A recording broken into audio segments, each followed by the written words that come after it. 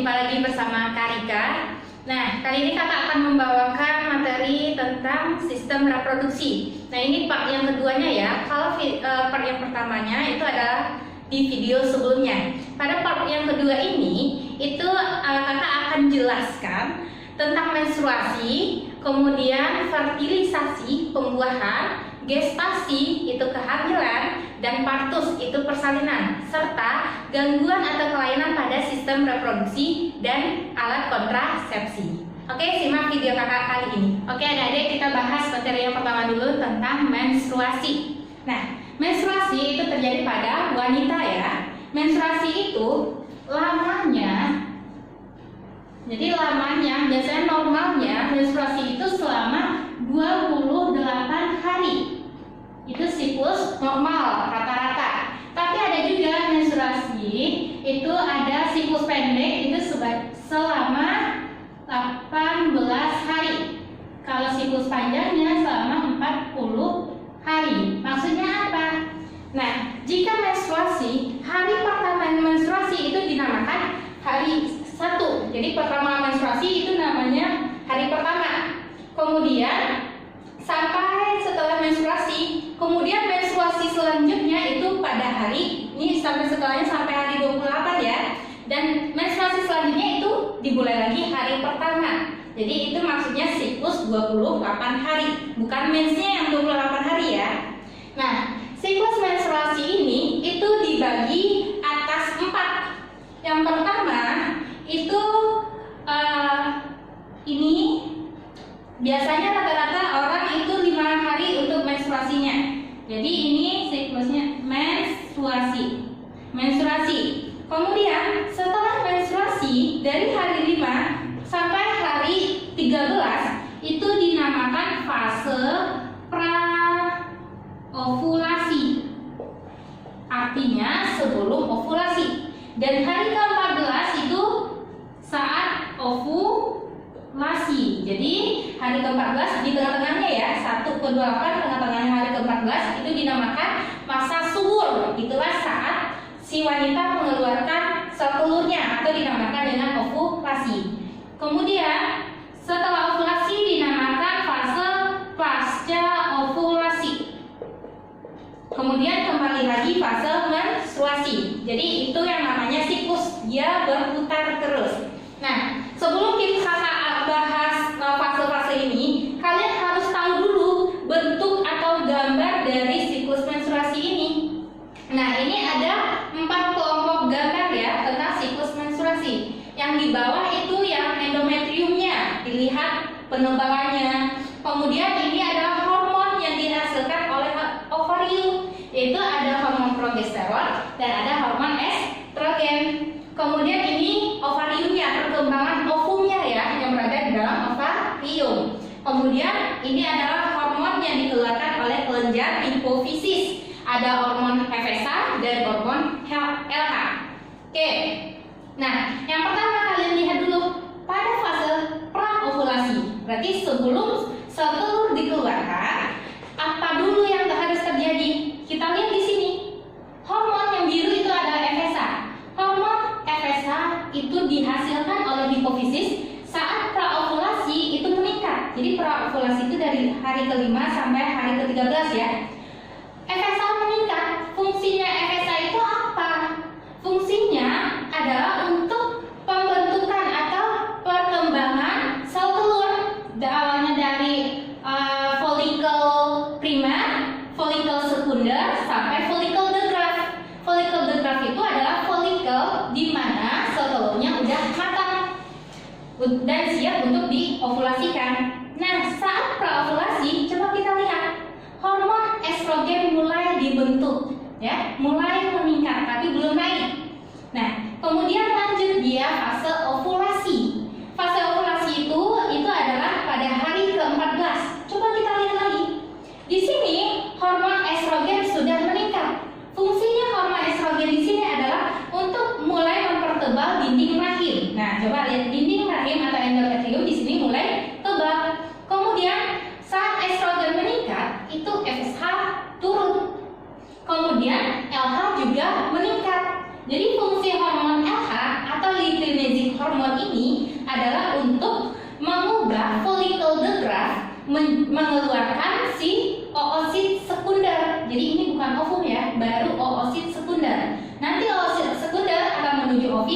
dan akan terbentuk folikel yang kosong. Kemudian di saat fase pasca ovulasi itu dari hari ke-15 sampai hari ke-28. Di sini coba kita lihat hormon apa yang meningkat. Nah, di sini hormon progesteron yang meningkat. Nah, hormon progesteron itu dihasilkan oleh, nanti kan ini si folikelnya udah mengeluarkan oosit sekunder. Folikel ini akan membentuk namanya corpus luteum. Kemudian corpus luteum akan membentuk corpus luteum. Corpus luteum itu fungsinya untuk memproduksi progesteron. Nah, progesteron fungsinya itu untuk mempertebal dinding rahim, kemudian mempertahankan dinding rahim. Di sini dia akan mengubah juga jaringan ikat dinding rahim itu akan dirubah menjadi jaringan yang kaya dengan pembuluh darah, kemudian jaringan yang kaya dengan glikogen. Gunanya untuk apa? Gunanya untuk mempersiapkan kehamilan. Jadi di sini jika oosit sekunder nanti akan jadi ovum, dibuahi oleh sperma, si endometrium udah siap untuk diimplantasikan oleh ovum tersebut, oleh zigotnya. Jika tidak terjadi pembuahan, nanti corpus luteum akan berubah menjadi corpus albican. Corpus albican ini tidak dapat lagi memproduksi progesteron maupun estrogen. Otomatis di sini estrogen dan progesteronnya turun. Coba lihat, turun. Menyebabkan, tadi kan ini fungsinya untuk endometrium ya. Jadi ini menyebabkan dinding endometrium meluruh. Inilah fase namanya menstruasi gitu. Coba kita lihat.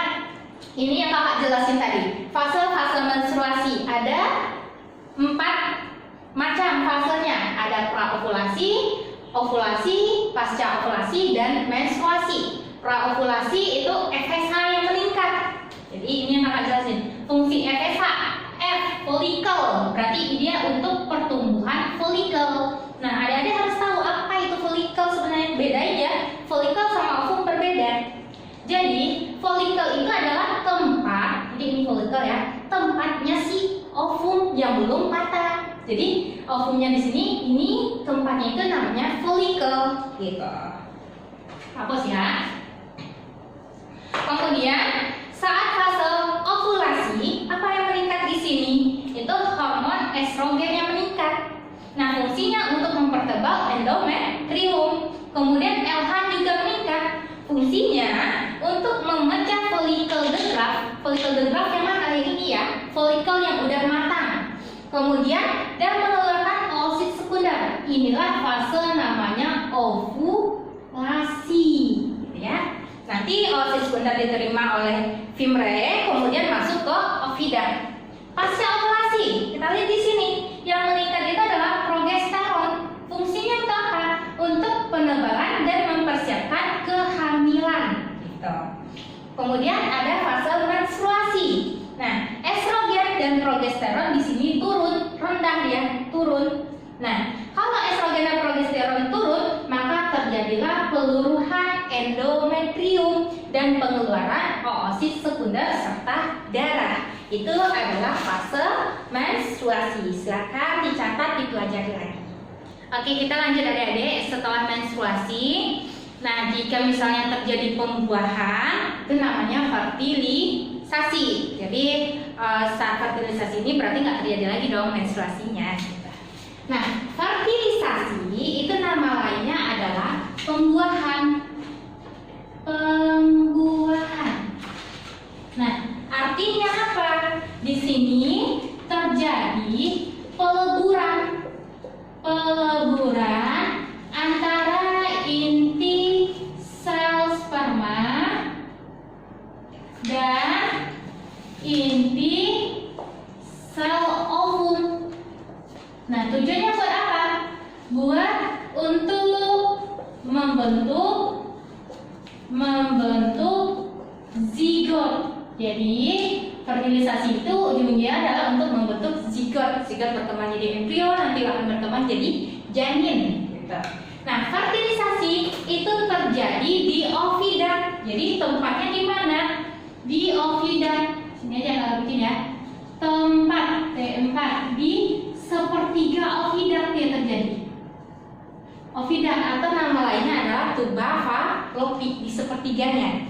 Kemudian Eh, di saat fertilisasi itu jika sperma masuk ke dalam alat kelamin perempuan itu saat terjadi kopulasi, nanti sperma akan diejakulasikan. Nah, minimal jumlah sperma yang dapat membuahi itu minimal sebanyak 20 juta sel sperma. Jadi JT sperma. Nah, ini jumlah minimum yang bisa membuahi sperma. Jadi kalau udah 20 jutaan itu kemungkinan untuk hamil itu cepat. Nah, umur sperma itu bisa bertahan sampai 8 hari. Tapi umurnya itu efektif membuahi. Jadi yang efektif untuk membuahi itu adalah 2 hari pertama. Nah, saat sperma itu masuk ke dalam vagina, kemudian masuk ke dalam rahim, nanti dia akan menuju si ovidat. Kenapa bisa menuju ovidat? Karena itu sperma mengeluarkan senyawa. Nama senyawanya itu adalah fertilizin. Jadi fungsi senyawa ini untuk mengenali si ovum. Jadi dia udah tahu arahnya nih, mengenali ovum. Mau ke ovidat mana? Kanan atau kiri gitu ya. Jadi ada mengeluarkan enzim fertilizin. Kemudian sperma sampai ke ovidat atau tuba falopi. Nah, di sini jika oosit sekunder juga udah ada di ovidat, maka sperma akan menembus si sel telur tersebut. Nah, awalnya sperma akan di akrosomnya ya. Di akrosom sperma itu terdapat enzim, ada 2 enzim. Ada enzim hyaluronidase sama protease. Nah, enzim ini fungsinya, kalau hyaluronidase itu fungsinya untuk menembus daerah namanya corona radiata. Bukan virus corona ya, tapi corona radiata itu struktur si sel telur ya. Kemudian dia mengeluarkan protease. Itu fungsinya untuk menembus daerah namanya zona pellucida. Nah, jadi dia gunanya enzim-enzim ini untuk menembus benteng si sel telur tersebut. Kemudian saat kepala sperma udah masuk, nanti dia akan memutuskan ekornya, flagelnya. Kemudian si corona radiata akan mengubah sel telur menjadi tidak dapat ditembus lagi oleh sperma lain. Jadi si sel telurnya nggak bisa lagi masuk sperma lain, hanya satu sperma yang dapat membuahi. Oke? Kemudian si sel telur dia akan melanjutkan prosesnya saat oogenesis. Masih ingat kan? Kalau oosit sekunder itu yang akan diovulasikan. Nah, oosit sekunder akan berubah menjadi ovum. Nah, ini udah jadi ovum nih. Kemudian si sperma di dalam kepalanya dia akan membentuk pronukleus jantan. Jadi terbentuk pronukleus jantan dan di dalam ovum terbentuk pronukleus betina. Dan pronukleus jantan dan pronukleus betina itu akan melebur. Nah, melebur itu yang dinamakan dengan singami.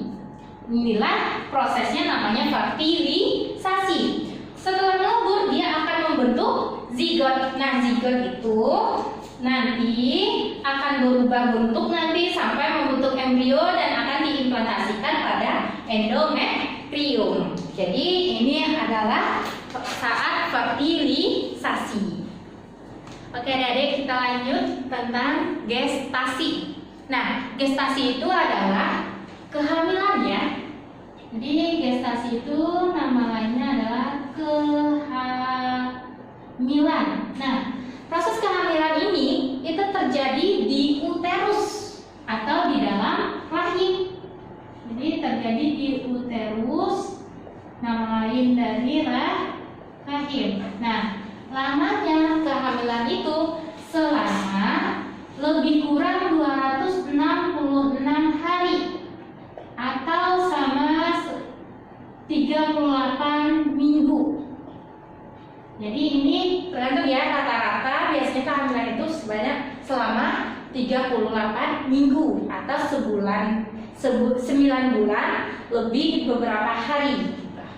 Nah, kehamilan ini jadi prosesnya begini deh. Setelah terjadi fertilisasi, berarti setelah terjadi pembuahan, maka akan terbentuk zigot. Jadi pasca fertilisasi akan terbentuk zigot. Nah, zigot ini nanti akan mengalami pembelahan mitosis. Awalnya dia 1 menjadi 2, kemudian 2 menjadi 4, menjadi 8, kemudian sampai menjadi 32 sel. Nah, dia akan berkembang yang menjadi namanya morula. Jadi dari zigot menjadi morula. Nah, morula itu udah banyak sel, dia membentuk suatu bola seperti bola padat. Kemudian morula akan berkembang menjadi blastula. Blastula itu adalah bola yang berongga. Jadi bolanya udah berongga di sini. Oke? Nah, blastula nanti akan mengalami, dia lanjut nih sampai ke uterus. Di uterus itu ada dinding endometrium. Blastula inilah yang akan mengalami implantasi. Implantasi artinya penanaman. Jadi dia nempel di endometrium. Jadi yang nempel itu adalah blastula atau disebut juga dengan blastosit, sama aja ya. Nanti blastula akan berkembang menjadi gastrula. Gastrula itu disinilah mulai terbentuk lapisan embrionik. Nah, lapisan embrionik itu ada 3.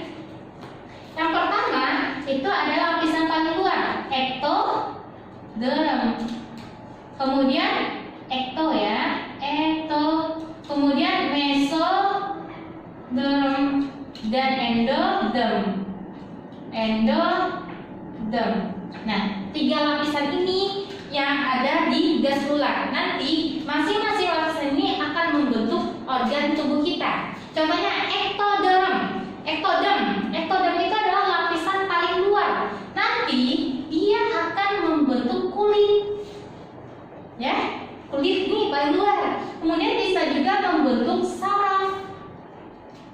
Kemudian bisa juga membentuk kelenjar endokrin. Ya.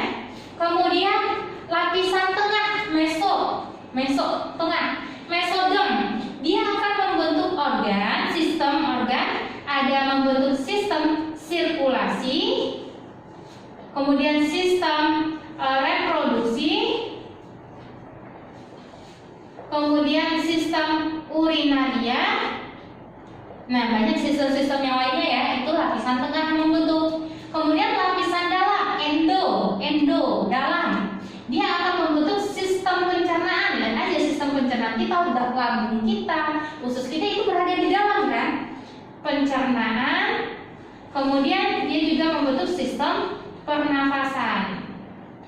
Nah, tapi kalau tulang, sistem sirkulasi, reproduksi itu termasuk mesoderm. Nah, gastrula nanti dia akan mengalami proses pembentukan ini namanya organogenesis, proses pembentukan organ. Nah, kemudian embrio akan berkembang menjadi janin. Ini pada minggu. Jadi ini pada kehamilan minggu ke-8. Oke, kemudian sistem organ sudah terbentuk dengan baik. Kemudian plasenta udah sempurna. Plasenta nama lainnya adeari ya, sudah sempurna. Ini pada minggu ke-16. Jadi itulah proses gestasi atau proses kehamilan. Nah, seorang ibu yang hamil itu dia mempunyai tanda-tanda. Biasanya dia kalau dinyatakan hamil diuji pakai test pack dulu kan. Nah, test pack itu apa sih yang diuji sebenarnya? Nah, pada test pack itu diuji urin. Nah, urin orang yang hamil dia mengandung HCG namanya. Apa itu? Human Chorionic Hormone. Jadi dia ada hormon di urinnya. Jadi ini pada urin. Nah, nanti di test pack-nya itu kelihatan kalau dia mengandung HCG itu ada garis 2 merah gitu. Kemudian ciri-ciri orang hamil, dia tidak terjadi menstruasi. Kemudian ada Kemudian frekuensi BAK-nya, buang air kecilnya itu meningkat. Nah, gini maksudnya, kalau dia kehamilannya makin besar, sekitar 7 bulan, 8 bulan, sampai 9 bulan, itu si uterus atau rahimnya akan mendesak si kandung kemih. Otomatis kandung kemih akan tertekan dan bisa mengeluarkan pipis atau buang air kecilnya sering atau nggak tertahan. Biasanya ibu hamil tuh buang air kecilnya nggak tertahan lagi gitu. Kemudian kalau kita lihat dari struktur janin di dalam kandungan, jadi ini adalah perut ibu yang sedang hamil, kemudian ini ada si embrionya ya. Nah, si janin itu lapisan paling luar pembungkusnya dinamakan dengan lapisan ini paling luar ya. Namanya adalah lapisan korion. Di sini ya, karena yang ini uterusnya, kemudian lapisan paling luar namanya lapisan korion. Nah, korion ini nanti dia akan membentuk, ada namanya membentuk filikorion dan juga membentuk plasenta atau ari-ari. Nah, filikorion itu berfungsi sebagai penghubung pembuluh darah ibu dengan pembuluh darah janin atau embrio. Janin ya, udah berkembang jadi janin ini ya. Kemudian plasenta, mana yang plasenta? Ini yang warna biru ini adalah plasenta. Plasenta ini fungsinya, plasenta ya, plasenta atau ari-ari, dia berfungsi sebagai untuk menutrisi janin. Jadi di sini ada banyak zat-zat makanan akan ditransfer nanti ke janin. Kemudian yang ini itu adalah allantois. Allantois ini nanti akan membentuk tali pusar.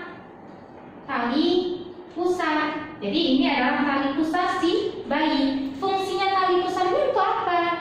Dia berfungsi untuk menghubungkan atau sebagai penghubung plasenta dengan janin. Jadi disinilah sebagai tempat transportasi zat makanan. Tidak hanya makanan ya, oksigen, karbon dioksida, dan sisa-sisa metabolisme juga ditransfer di situ. Gitu. Kemudian ada lapisan pembungkus janin yang kedua itu adalah amnion.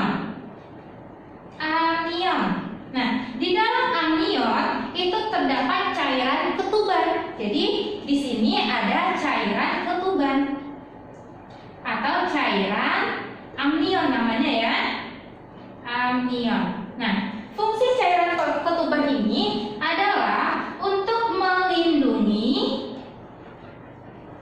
janin dari goncangan atau benturan. Nah, dia juga bisa sebagai pengatur suhu janin. Jadi untuk menghangatkannya, pengatur suhu, dan bisa juga sebagai ruang gerak janin. Nah, kalau di bidang kedokteran, dari cairan ketuban bisa juga untuk mendeteksi penyakit pada janin. Gitu. Kemudian di sini ada yang bulat kecil ini adalah kantung kuning telur atau dinamakan dengan saccus vitellinus atau kantung kuning telur. Nanti kantung kuning telur itu berfungsi sebagai pembentuk pembuluh darah pertama.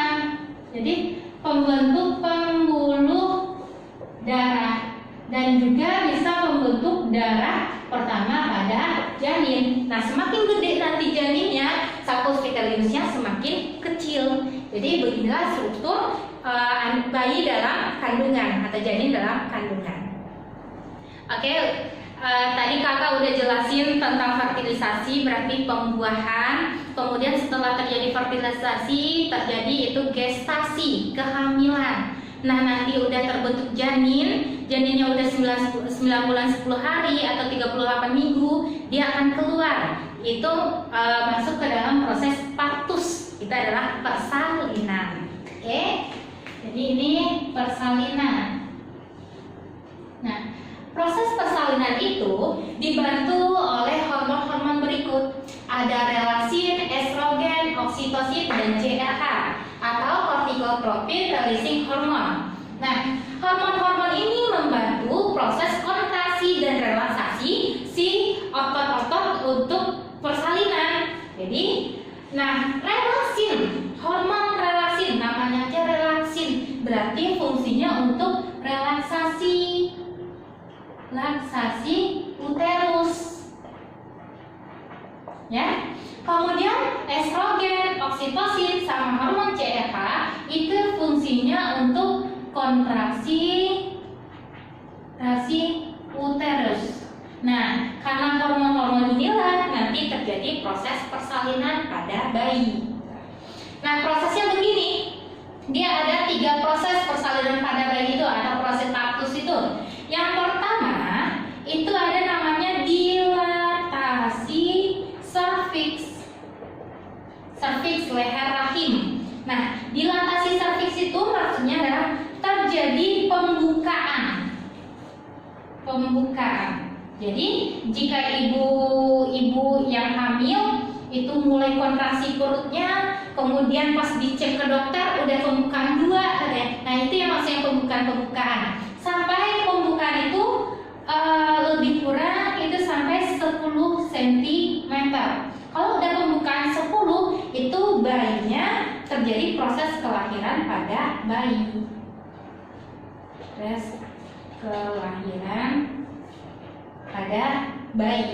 Jadi pembukaannya itu lama ya jamnya, dari pembukaan 2 menjadi pembukaan 4 sampai pembukaan 10. Kemudian pada proses kelahiran pada bayi ini, setelah terjadi pembukaan, nanti kepala janin, awalnya janinnya udah berada di rongga pinggul ya. Janin bayi aja ya, janin atau bayi berada di rongga panggul. Nah, jadi kalau rongga panggul seorang ibu itu gede, berarti persalinannya bisa normal. Tapi rongga panggul ibu itu kecil, itu nggak bisa melakukan persalinan normal, sehingga dia harus disesar gitu. Kemudian nanti kepala bayi mulai terlihat. Nah, kalau kepala bayi mulai terlihat, nanti vagina akan membuka. Nah, kemudian perineum juga membuka. Perineum membuka atau merenggang. Nah, maksudnya perineum ini antara vagina dan anus itu ada bagian namanya perineum. Jadi kalau bayi itu mau lahir, perineum itu bisa merenggang atau bisa juga sobek. Kalau dia nggak bisa merenggang sendiri, itu dibantu oleh dokter digunting gitunya ya. Kemudian terjadi kelahiran pada bayi. Setelah terjadi kelahiran pada bayi, maka tim medis akan mengeluarkan plasenta. Jadi terjadi proses pengeluaran plasenta atau ari. Jadi begitulah proses kelahiran pada bayi atau proses dilatasi partus.